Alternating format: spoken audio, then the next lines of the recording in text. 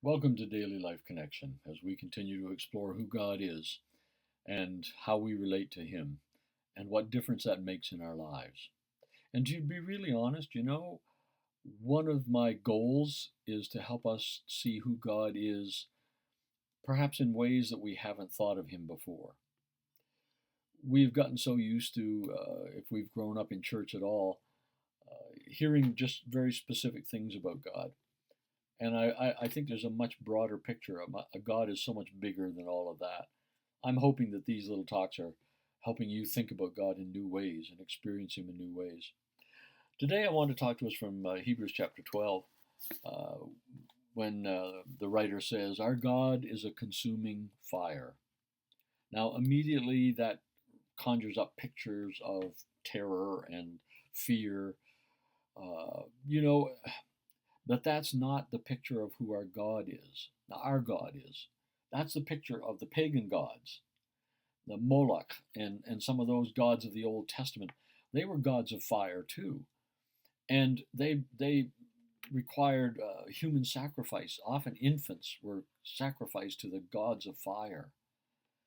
That's grotesque and that's demonic. I mean, that's evil, isn't it? That's not who God is. But yet sometimes we speak of, well, you want to be careful. Our God's a consuming fire. You need to straighten up and fly right because God's a consuming fire. And, the implication is you're going to fry, you're going to burn. I just think that's an awful way to look at God. Let's just examine God as a God of fire for a little bit. You know, fire, when fire is connected to God, it's a purifying thing. Fire is so necessary if you're going to purify silver or gold or whatever. There has to be fire to heat it up. Uh, I look at take an iron rod, just an ugly old piece of iron, rusty maybe, whatever. Put it in fire, and after a while it begins to glow, and there's a beauty to it. A beauty to it. Wow, that's God's fire. Yes, that's God's fire. As we stick ourselves into the fire of God, we begin to glow with His energy and glow with His life and glow with His glory. Oh, this just excites me today.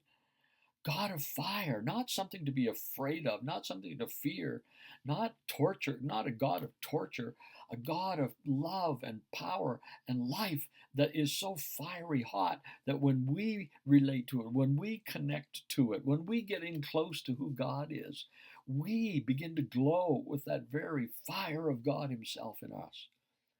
Wow, what a what an amazing God, a God of fire, a God that just and that God that it says He's a consuming fire. Well, what's that mean? He's going to consume us? No, He's going to consume everything in us that keeps us from being who He created us to be. He's going to purify us. He's going to take care of that. It's like if you go to the doctor with a disease and it's in you, a bacteria or a parasite or whatever, and he says, I'm going to purify you. I'm going to take care. I'm going to give you something that will cleanse you and rid you of that life sapping thing. That's what God does. As we get close to Him, His fire purifies us, gets rid of, cleanses us of all of the life sapping, life destroying things that might be in us that the enemy has placed there.